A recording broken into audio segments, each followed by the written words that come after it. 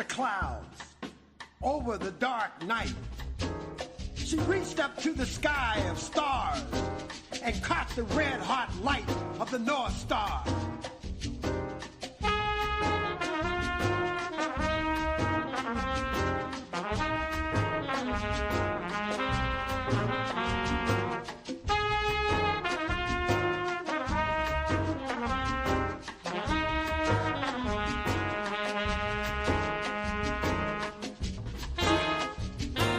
Opened the earth, walking with blood-soaked feet.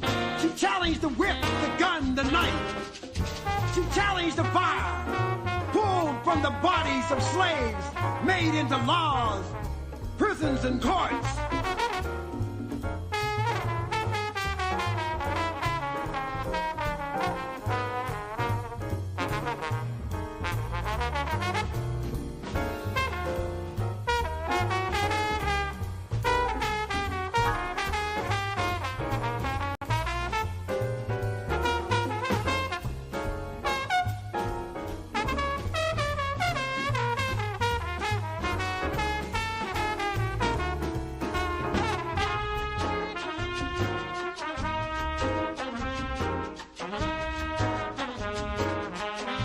Screaming white-hot flames and agony, she challenged millions of headhunters, dragging and ripping apart impossible tender moments of time, shipping vessels of history, ancient history, destroying the fabric, the godlike claw of destiny of a people with a gun, a knife, a cannon.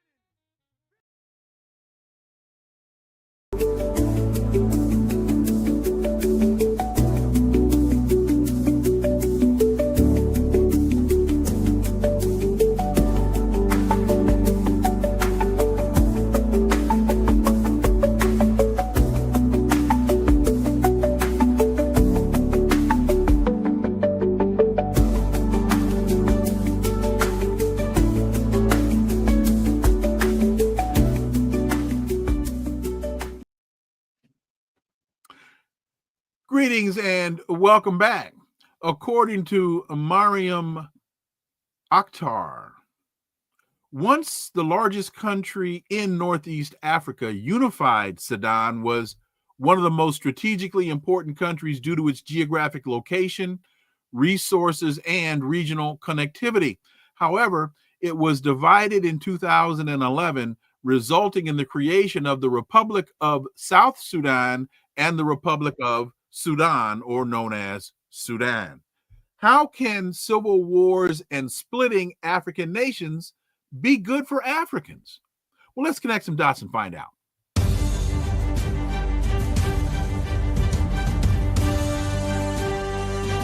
Connecting the Dots with Dr. Wilmer Leon, where the analysis of politics, culture, and history converge. Welcome to the Connecting the Dots podcast with Dr. Wilmer Leon, and I am Wilmer Leon. With each show, my guests and I provide insight and analysis into current events and the broader historical context in which most of these events take place. Let's quickly look at a few of today's headlines, and all I'm going to do today is focus on one. There's just one issue in this segment that I want to cover. The Texas State Senate has passed a new Republican-drawn congressional map. The vote clears the way for Texas Governor Greg Abbott to sign the map into law, and it sets up a path for Republicans to gain potentially up to 5 seats in the U.S. House of Representatives. Ann Johnson, a Texas Democrat, State House representative from District 134, made the following speech on the floor of the Texas State House 3 days ago. In 1972, Barbara Jordan ran for Congress. Texas, House District 18. When I looked around my house as a little girl, there was a painting of the Storytellers. It was her favorite painting that my dad had. black men speaking to youth about their history and about their future. As I look around the room of white men, I think about my dad. And I love the head shake. And I love the nod. Because this is about racism. And if you can't hear it from them, then hear it from me. As a white woman and a daughter of a man of privilege and power, he knew that his strength was to bring people that didn't look like him to the table of government. And so 50 years later, after Barbara Jordan, aided by white people to have a voice, the first woman of color elected to the South, a woman who sat in the impeachment of Nixon, a woman who said that finally, after amendment, debate, and vote, I am finally part of we the people. To stand here as a 50-year-old woman and know that we now go back in time. So let's talk about cowardice and cheats. Because if you knew you could win this next election, you wouldn't be taking this effort to try to steal 5 seats from elected officials that members of color elected to represent them in Washington, D.C. You wouldn't be doing everything you can to take this coalition of diversity and stand up at the mic and say, why are we doing this? Because we can. And you shield your racism with your party, with ignorance and arrogance, to come up here and say, to be honest with you, I haven't read the bill from the other side. To be honest with you, I haven't talked to the lawyers to be bringing this before it. Because you think that people will give you grace on ignorance and arrogance around party, because you can't admit that the root of all of this is about racism and power. A power grab. A pure power grab. And so I'm going to ask, don't shake your head, because I'm going to give you a moment to prove what you mean behind that. Because when Donald Trump called Georgia Republicans and said, hey, boys, I need you to steal me almost 12,000 votes. To those men credit, they said, no, sir. We already know what Governor Abbott said. In a few minutes, we're going to find out what y'all say. Vote no on this bill. I wrote a piece a while ago. Let me see if I can quickly, when in January 2018, I think. When someone tells you who they are, believe them. And State Representative Ann Johnson, she just told you who they are.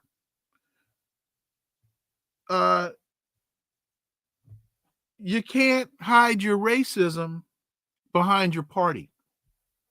She also said at another time, quote, Republicans rig maps because they can't win on ideas. I'm not afraid of fair maps. That's why I filed a bill for an independent redistricting commission, end quote. She's right.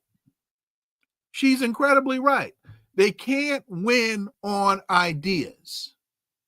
But the larger problem for the Democrats is they aren't offering any real ideas that will improve the lives of average Americans. Both sides are devoid of ideas. On today's episode, and let me see where I am here, if I've got my guest, and I do. That's great. On today's episode, the issue before us, and this is according to, again, Miriam Akhtar. South Sudan, with a population of approximately 12 million people, ranks 38th in global oil production. Sudan, with a population of 51 million, ranks 16th in gold reserves and 46th in oil production. The River Nile tributaries flowing through it make it vital for regional water control and strategic influence. However, internal power struggles, economic decline, and foreign intervention fuel its instability. Who is behind the civil wars, and how can dividing African countries work out in the best interest for Africans? Well, let's get an answer from my guest. He's a lifelong human rights activist, former dean of the Africana Studies Department at Ohio University, former director of the King Center in Atlanta, and that's just among a number of his accomplishments. He is Brother Tom Porter. And as always, Tom, welcome back. Thanks for having me. Before we get to the Sudan, listening to the Texas representative, she said, you shield your racism behind your party. And when she said that, that reminded me of a statement that I remember you saying a long time ago. You said they rather eat their racism than sit down and have a fine meal. Well, that's true. But Wilma, what's really interesting, Representative Ann Johnson started off talking about Barbara Jordan, mm-hmm. and what that meant. The fact that in August 2025 that we're still discussing that. And what's interesting, as I was listening to that and seeing what the Republicans have done and how the Democrats have responded, I'm really reminded of what's happening on the continent of Africa with Captain Troy, and he would say that we're past all of that. Mm-hmm. And I think we are past all of that. We, as African people and thinking Americans, because the Republicans or the MAGA people, whatever they want to call themselves, say that we're in a post-colonial period, constitutional period, which means that the Constitution, if it gets in the way, then it doesn't matter, because we're in a new period. And what is important is that we not only get power, but keep power by any means necessary, to quote Malcolm. And that's what's happening. And just as it has divided America, and it is not in the interest of America to be divided, it might appear the interest of racist whites who think that what Trump is doing, targeting Black mayors, targeting the sister on the Federal Reserve, targeting Black people here and abroad. But they're making a mistake, because, as Sun Ra would say, it's after the end of the world. It's after the end of their world. And getting to Africa, divide and conquer is something common that we hear, that Black people talk about. And certainly in Africa divided, in warring camps, as we see in the Sudan, only benefits the people who want the riches and resources of Africa. Because why are they fighting? What is the end game in their fighting? That is to get control of the resources so that they can deal with the capitalist class, which does not benefit the Sudanese people in the South or the West or the East. It only benefits the people who are encouraging and arming the various groups. It only benefits them because they get the resources at a bargain price. That's what's really happening. So it does not benefit Africa. And fortunately, each day an African country makes a decision to separate itself in some small way from the West. Ghana is saying that it will not accept the dollar in transaction. If you're in Ghana, you have to use the CD, I think it's called.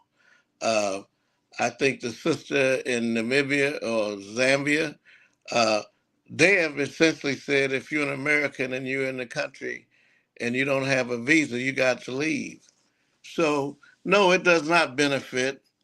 It does not benefit the African people. It never has. The divisions going back to colonialism and neo-colonialism, when the colonizers left, they tended to do as they did in South Africa. Nelson Mandela was freed and they got political power. They did not get economic power. Economic power remained in the hands of the whites. In terms of Nigeria, one ethnic group got politics, another ethnic group got military. So they were designed to fight. None of them got the money. So no, it does not. Never has benefited Africa.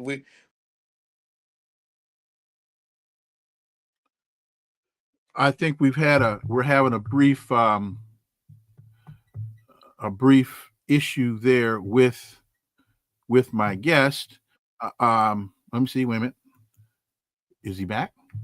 Where are we? Okay, we're getting him back. Here, can you hear me? Yes. Go. Yeah. Go. Oh, we can hear and see you. Go ahead, Tom.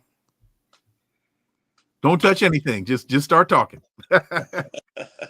Well, as I was trying to say, the division of Africa into what we see in Texas, just drawing the borders and naming the stuff to suit yourself. So it has never benefited Africa, even to this day, whether you look at Rwanda or the Democratic Republic of Congo, or if you look at Libya. Divisions only allow the capitalists, the West, to get the resources of Libya, of Sudan, or what have you. We even see now that there, I understand, ships off the coast of Venezuela. They're basically saying that Maduro's a dope dealer.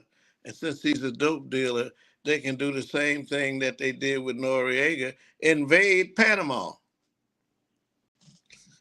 So, and why would they want to invade Panama? They don't want to control the territory of Panama.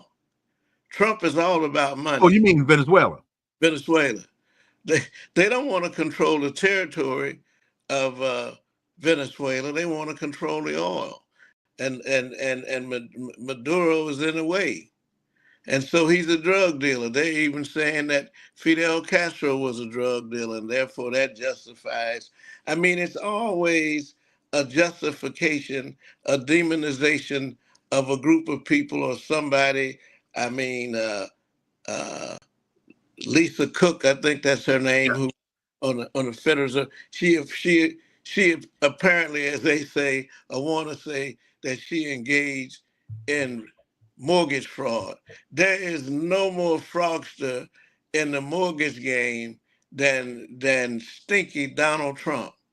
And they have the nerve, and they use all of these things, and they have prepared the minds of these ignorant whites and some ignorant other people to really believe that racism is their enemy, that there are other people who are getting things. And then if you attack a Black woman, Lisa Cook, Letitia James, Muriel Bowser, the mayor of Chicago, the mayor of all these people, well, these people are incompetent anyhow. They don't know how to run anything. And that flies for them. But guess what? You heard me say the last time we have to internationalize our struggle. We can no longer continue to maneuver within the trap. We have to get out of the trap. And when you can't make détente, what do? You do démarche. You go around. So that's what we need. We need to go around this madness. We don't, by listening to Malcolm this morning, and he was saying, not the Congress, not the whatever, that's not going to get it done. By thinking that we will get something from the same Supreme Court that was founded by a group of racists who use a lot of pretty words, you know, all men are created equal, blah, blah, blah, blah, blah, blah, blah, blah, when in fact they were, some of them were rapists, most of them were slavers. And so the words didn't mean anything. They don't mean anything today. And that again is why I'm saying that we have to internationalize our struggle. I want to like elaborate a little bit on it. What do I mean? I mean, the United States does not recognize most international bodies.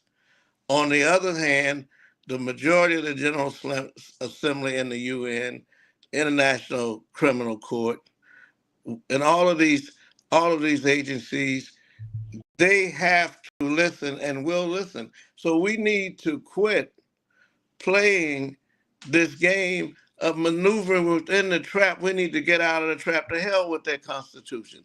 To hell with that Declaration of Independence. And I'm not saying that you shouldn't go to court. If you're going to go to court, that's one arena. If you want to politic, if you want to vote in elections, that's another arena. But unless we take our struggle outside of the control of the United States of America and the West, and that's what we see happening in Africa, they're basically saying we will take control of our resources in our country, and we will develop our resources. It may take longer, but in the end, we will get the rewards of having done that. And I think that's so important, because if we don't, and the leadership in the African world now has shifted to Africa. Mm-hmm. There are no Martins, there are no Malcolms, there's no Stokeleys, there's no James Baldwin. Everybody is talking about a different way to maneuver within the trap. But Africa is saying that we have to get out of the trap.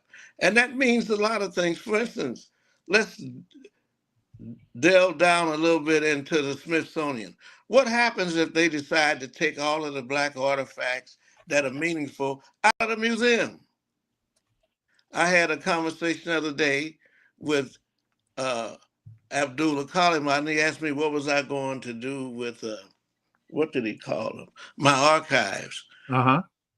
Well, if I give them to the Smithsonian, they might be thrown away. Mm-hmm. And so we may be looking at establishing an international museum of African history and culture on the continent of Africa. Why would we put our stuff in a museum that they never wanted us to have to begin with, and then fight to have something that they never wanted us to have to begin with, when in fact, as we like to talk about in terms of history, we like to talk about Timbuktu and the great kingdoms and the great library. Well, guess what? We may have to do it again on a more permanent basis, on an elevated, so where our history and culture is no longer controlled by the West. You know, I had a conversation with somebody a couple of days ago talking about the African American History Museum. And I said, do you have any understanding into why we're not having the same conversation about the Holocaust Museum, which is right down the street from the African American Museum? And the person I was talking to looked at me very quizzically, very puzzled. And I said, because the Holocaust Museum is private.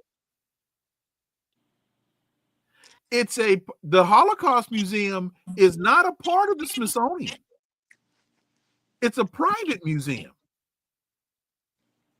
So if we owned our own museum, we wouldn't be in the situation we are with the African American History Museum. Melissa 1611. Thank you very much for that super sticker. So that's just an additional data point, Tom, to support what you're saying.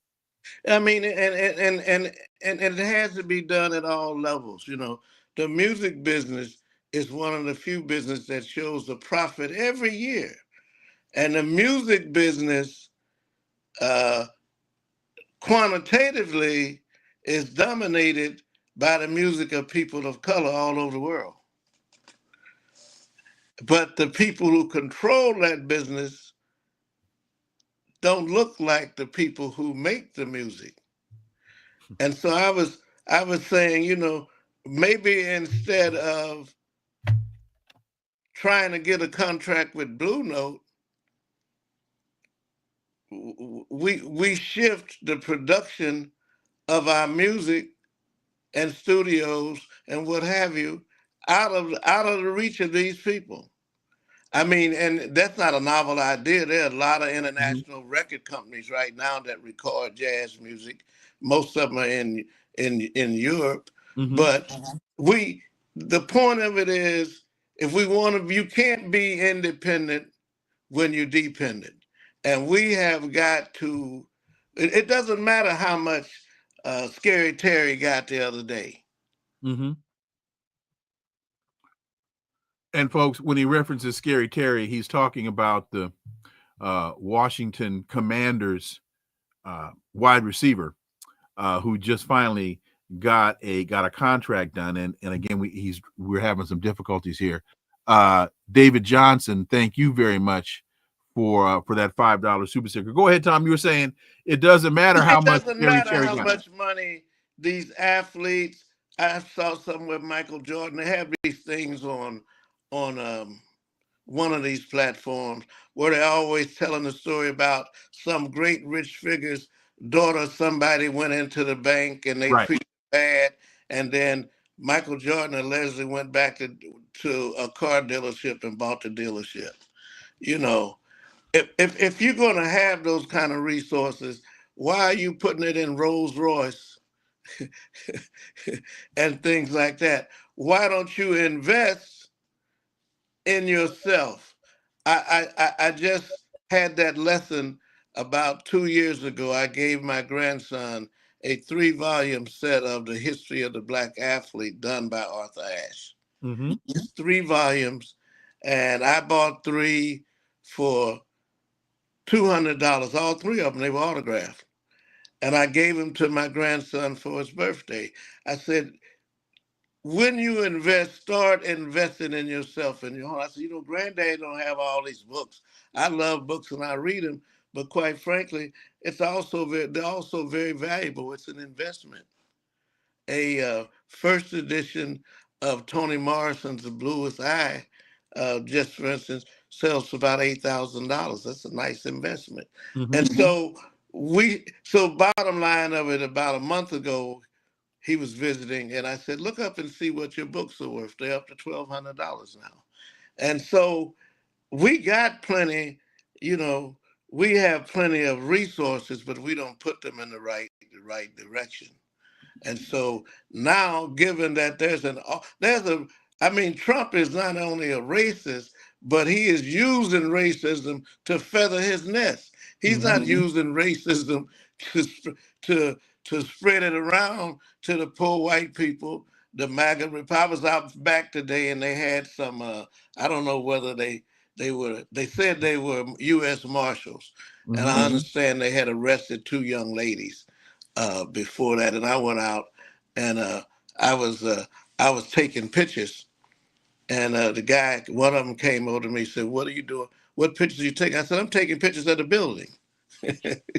So he said, "Why are you taking pictures of the building?" I said, "Well, I'm interested in real estate." But I looked at him and said, and he looked like a poor white boy. And I said, you know, you're on the wrong side. You're not getting anything out of what you're doing. You know, how he harasses people. You're not getting a dime. I said, quite frankly, I'm worth more than you are.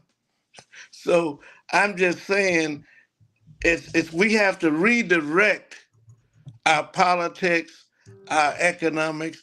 The bottom line, this is me saying it, there is not a future in America for Black people as such. That's not a bad thing. Somebody said, well, how are we going to leave? I said, the same way we got here, except we can buy a ticket now. And you can go where you want. That's right. I mean, I don't I don't see that America is on the ascending line of development.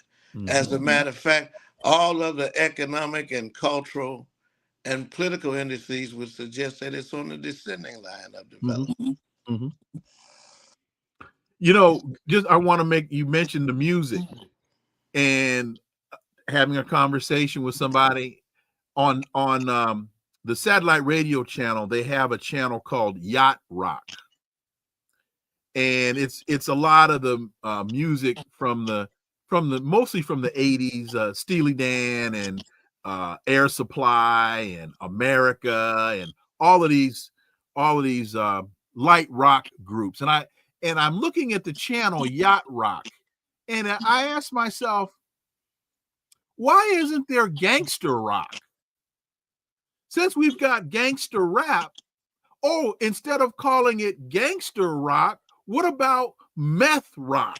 Since methamphetamine is the drug of choice by a lot of lower class white folks and bikers and whatnot, why isn't there meth rock instead of yacht rock? The way, if they can pollute our music with gangster rap, then why aren't they polluting white music with meth rock? Well, Just a they're just certainly spreading it around the community, which brings up an interesting thing. If America really was serious about dealing with drugs, which they're not, they use drugs, especially on young people, to destabilize them. I Mhm. mean, you can drive around D.C. and literally see people falling out on the street, but that's probably true in every city in the country, and it's worse in terms of where working class and poor whites live. But why don't they ever raise the question, why is there such a demand for drugs There in you America? go. In a rational society, why would everybody want to be high? Why aren't you and I right now? Why are you and I right now having a conversation instead of you being at my house smoking a blunt and drinking a 40, or me being at your house smoking a blunt and drinking a 40? What? And your drug question also is the same issue, and we were just talking about this on the show yesterday, as the immigration question.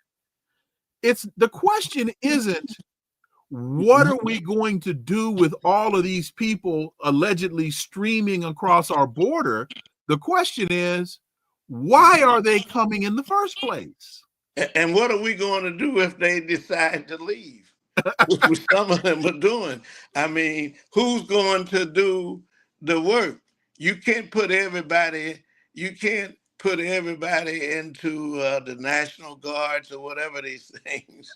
You know, because what will happen if you put all these different groups together? After a while, they'll start fighting each other for control.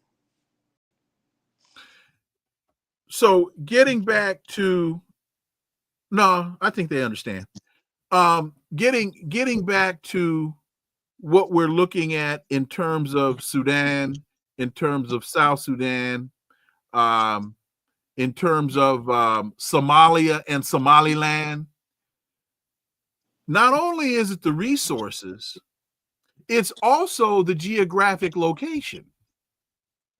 Because if you look at a map, and you know, I say to folks all the time, when we have these kinds of conversations, I think it's very important to look at a map.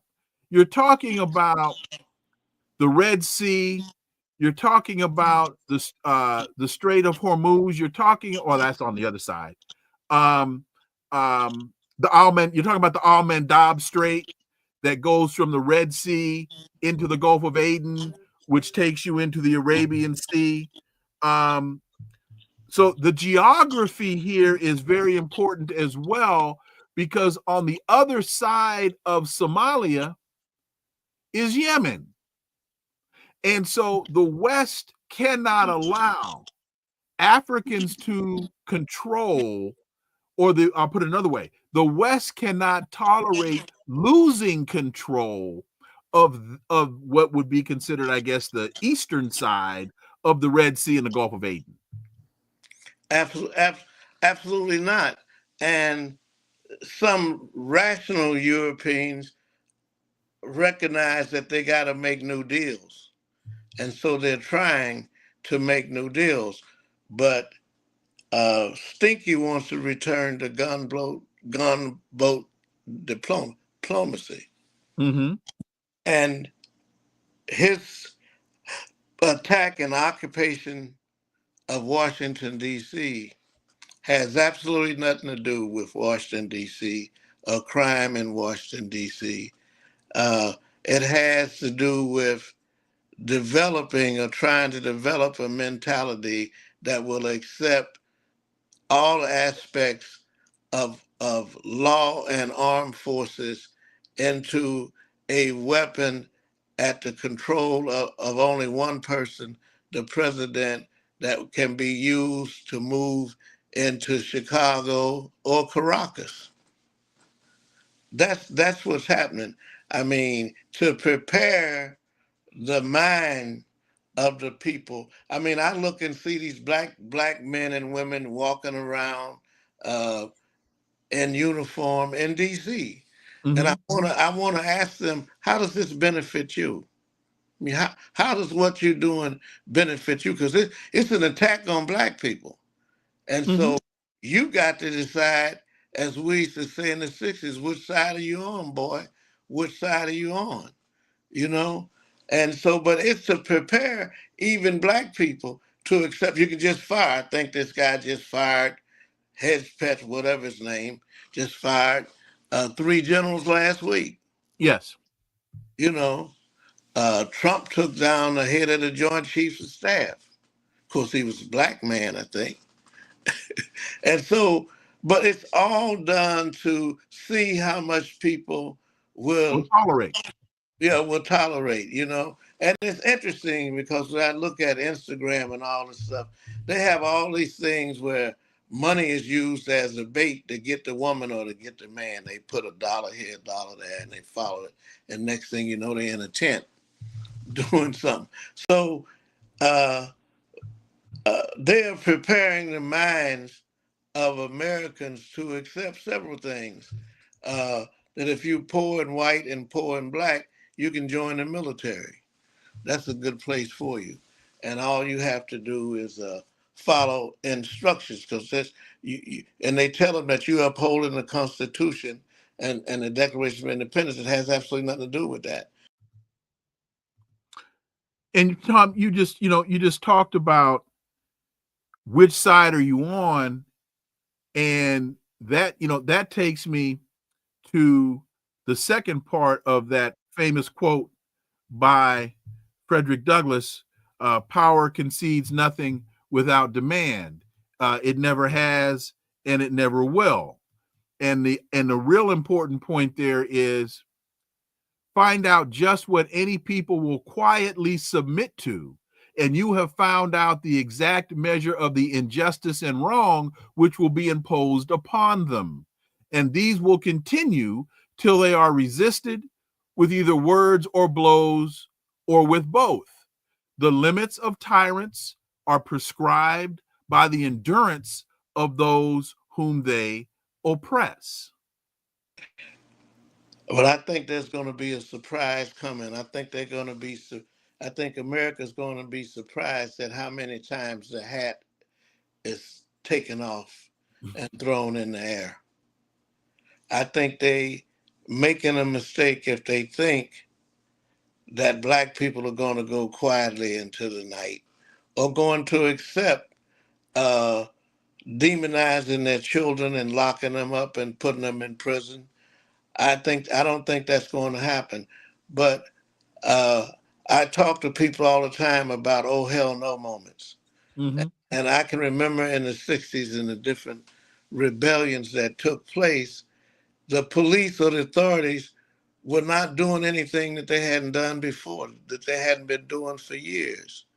I remember all the young brothers who were killed by cops when I was growing up. The Brady brothers, Peter White. These are names of young guys in my neighborhood who were teenagers, killed by the police. And they didn't stop doing what they were doing, but something happened, and collectively, as they did with George Floyd, people said, "Oh hell no! You just can't stroke a man to death and on television in between commercials and all of that. No, no, no! Oh hell no!" And I think that America is going to experience, and the West is already experiencing some of it with demonstrations in England and France and what have you. I think those oh hell no moments are going to come to the United States because, as you said, there's a limit to what people can tolerate or will tolerate, and that they were surprised in the '60s. Well, where did it come from? As Ishmael Reed would say, it just grew. And we've already seen that in Cincinnati twice, in Louisiana once, uh, and in Montgomery, Alabama, which is symbolic of the guy taking his hat off. And I talked to a friend of mine from Africa. He said that went all over Africa. So it's an awakening of the Black community. Not all the way there, but anyway, I'm just talking. But I know that there are people who are doing more than talking, who are planning resistance, because you have to plan resistance. Yes. You can't accept the fact that somebody's going to say, "I'm upholding the Constitution, and I can take your house, take your money, take your life." You can't accept that. And as the Shiites say, you need to be ready even if you don't get to go, but you need to be ready. And so, and ready means all of those things that I've talked about, internationalizing the struggle. And there's a whole lot to that. We should be have observer status at BRIC conferences. It's we should have, and the fact of it is, we should charge Donald Trump with crimes against humanity, and put it out there. You want to be a peace. You want to get the Nobel Peace Prize. We're gonna put some stuff on your butt. And speaking of Uganda and Rwanda and all of these countries that are making deals to accept prisoners from the United States. They're not prisoners, they're political prisoners, but accepting them. We need to be flooding the Uganda embassy with saying, "No, you can't do that. You shouldn't do that." We need to put them on Front Street like we put all the Black congressmen and congresswomen who took money from AIPAC and then it bought their silence, not only in the defeat of two of their members, Democrats, but it bought their silence so that people who came out of slavery, who fought tooth and nail for dignity, would stand by and not make a statement with the killing of women and children in Sudan and in Gaza. So, can we draw parallels between what Donald Trump did in Los Angeles, what he's doing now in DC, and what he's threatening to do in Chicago and Oakland in terms of a destabilization of the United States and what's being done in Sudan, what's being done in Somalia and Somaliland in terms of an act of broader destabilization of countries on the continent? And modern robbery. Because with Donald Trump, it's always about money. It's always about the deal. And I mean, it didn't have anything to do with I wrote something when Hillary Clinton was running, and I said she'll get in the back seat of any car as long as the price is right. Donald Trump will get in the back seat of any car as long as he and his family can make a deal, and that's his goal. And Tom, we're having some. Go ahead, Tom. Yeah, that's his goal. It's to line his family's pockets and his pocket with as much control and powers. He don't give a damn about the Constitution. If he did, he'd be protecting it. He doesn't give a damn about the Declaration of Independence. He doesn't give a damn about young people in D.C. He doesn't give a damn about crime. He doesn't give a damn about health. He doesn't give a damn about anything but one thing, is trying to make a deal so he can make some money. And he'll get in the back seat of any car to make a dollar, whether it's with the North Koreans, the South Koreans, the Chinese, whoever. And part of the problem is he believes that he's smarter than them and that they can't peep his whole card. He really thought that he could bully or he could cajole Vladimir Putin. He believed now, because now he's talking about he wants to meet with North Korea's Kim Jong-un, as though he's going to be able to roll up on Kim Jong-un and, sell him the pig in a poke. And what he doesn't understand is these boys are pretty smart. Not only pretty smart, at the bottom, why would the North Koreans or South Koreans have any kind of good feelings about America? After a while, their country is divided as a result of America. I mean, why would any of these people, why would Putin, who saw the Soviet Union destroyed, Mr. Gorbachev tear down those walls?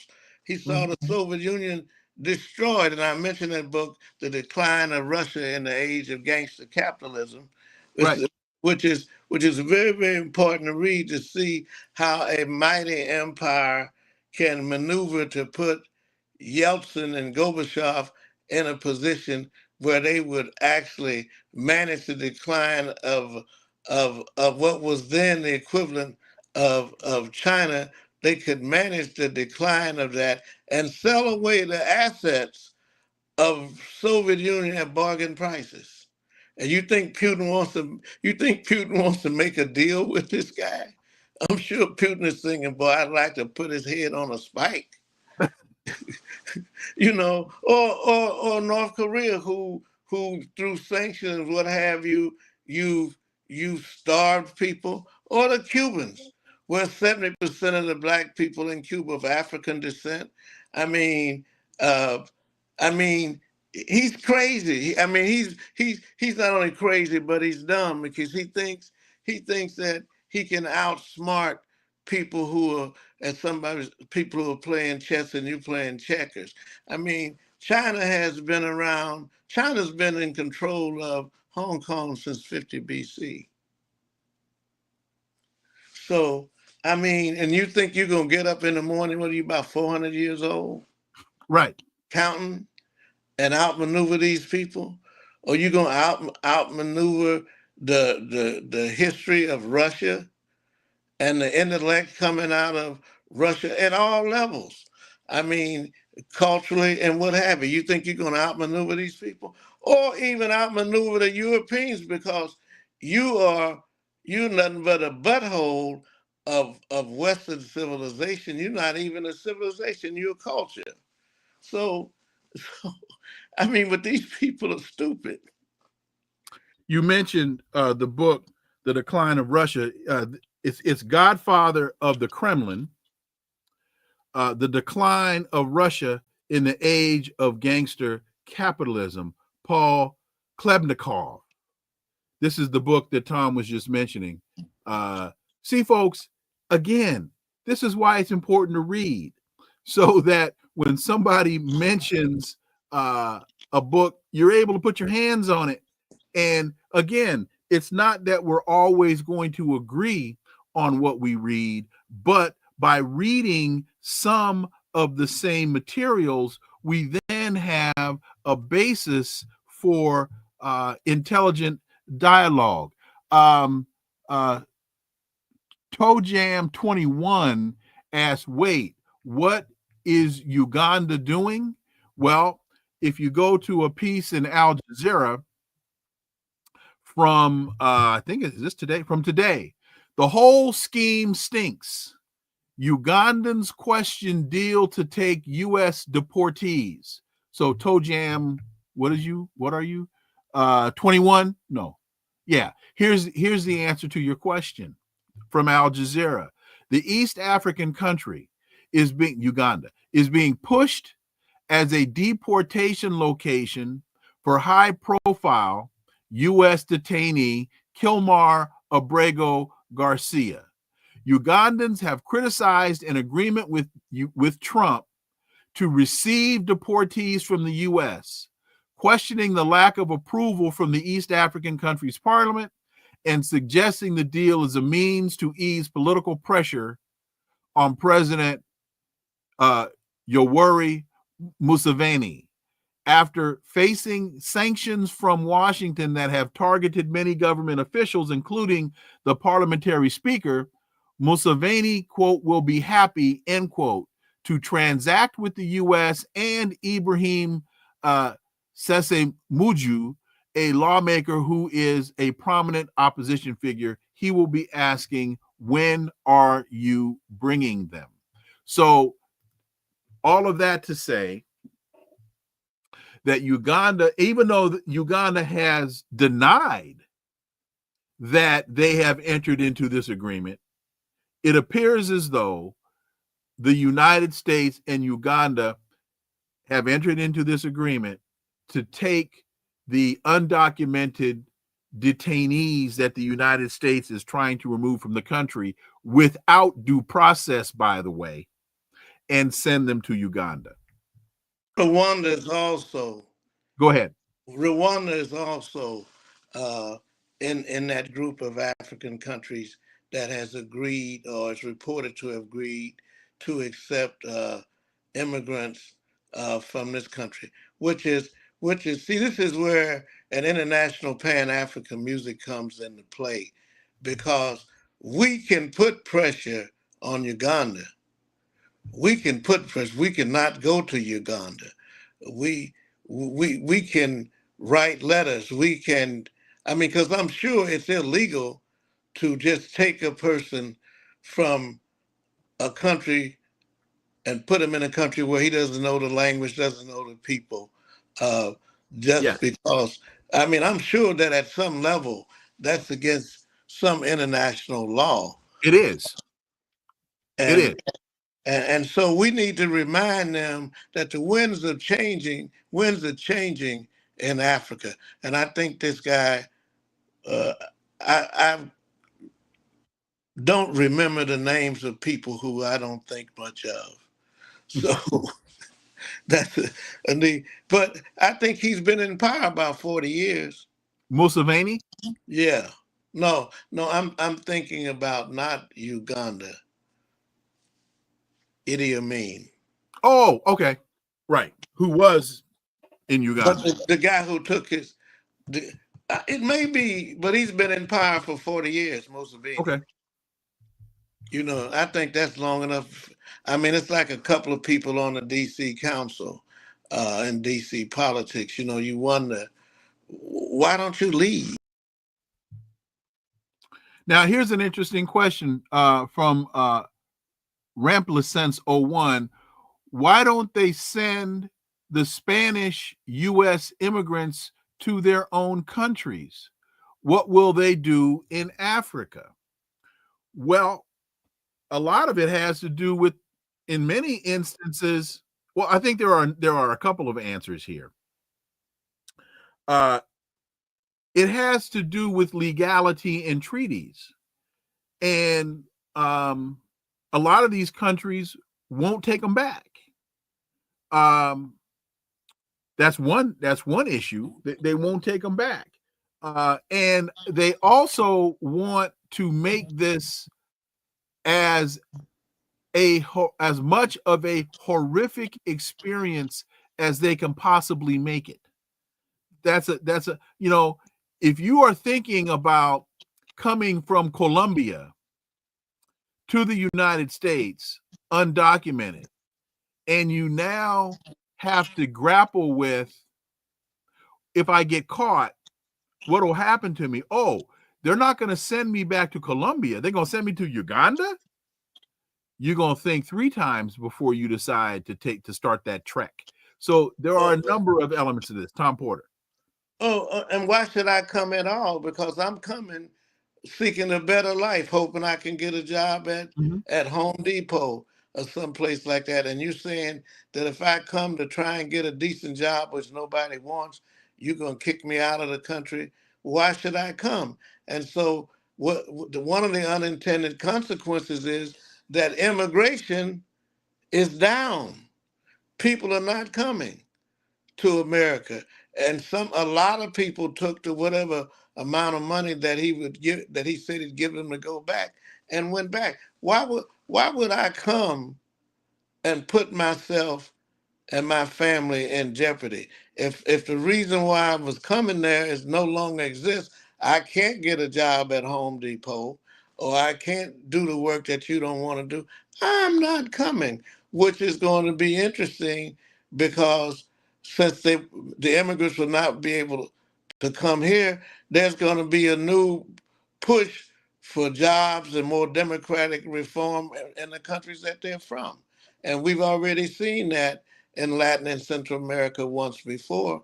People forget all of the radical groups that led to the leadership of Nicaragua, to Colombia, to Guatemala, and what have you. That impulse is still there. I mean, the impulse of wanting a decent living and decent education for your family is still there. And if I can't come to America and get a break, then I'm going to put pressure on this government here.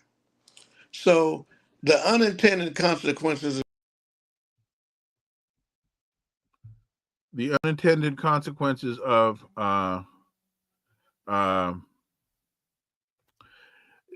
Rample, since you say you understand, but you think that's illegal under international law. And you're absolutely right. It is illegal under international law, but Donald Trump cares less about international law than he cares about American law. He doesn't care about law. This is lawlessness.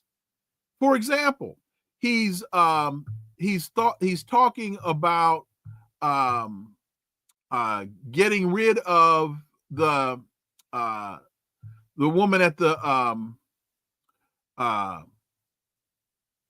Fed, right?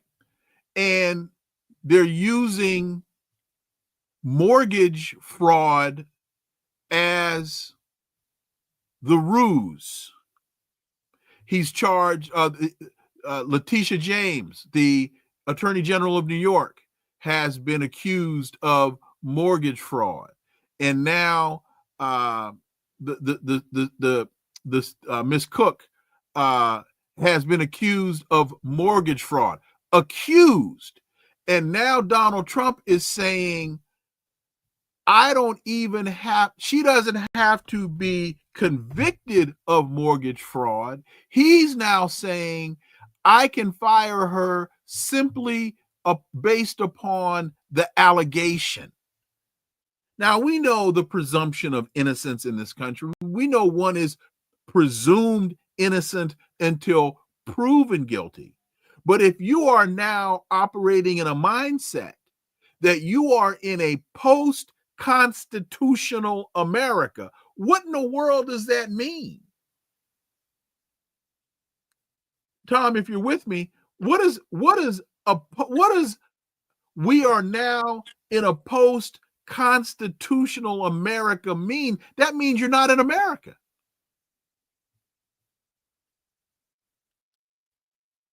I think we may have lost Tom.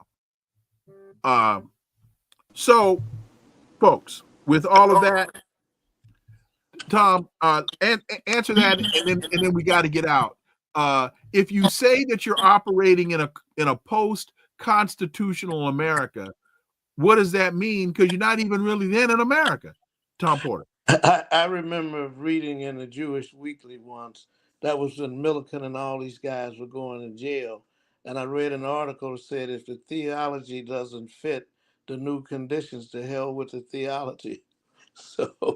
So what Trump is saying, that if the Constitution does not allow me to do what the hell I want to do, and that's what Project 25, I think it was called, was all about. The hell with the Constitution. If it gets in our way of racism, of robbing, stealing, and looting, to hell with it. And we'll just do it. Who's going to stop us? And that is the fundamental question. If they can be stopped, then who's going to stop them? Tom Porter, as always, thank you so much for your time, greatly, and your persistence, and greatly appreciate that analysis. Look forward to having you back. All right, thank you. Hopefully you'll be able to take some of those technical bitches out. Lee Rick, 6066, thank you for that $5 super sticker. Greatly appreciate that. Every contribution matters, and we greatly appreciate it. And so, folks, again, thanks to Tom Porter. Thank you all so much for listening to the Connecting the Dots podcast with me, Dr. Wilmer Leon. I'm checking to see if I got a response for my guest tomorrow. And what does he say? Okay, still waiting for an answer. So I'm not going to tell you who we have tomorrow, but trust me, you're going to love it. Follow, subscribe, leave a review, share the show. All the methods and mechanisms are in the show description. Remember that this is where the analysis of politics, culture, and history converge. Talk without analysis is just chatter, and we don't chatter here on Connecting the Dots. See y'all tomorrow. Until then, I am Dr. Wilmer Leon. Have a wonderful remainder of your day. Peace. I'm out.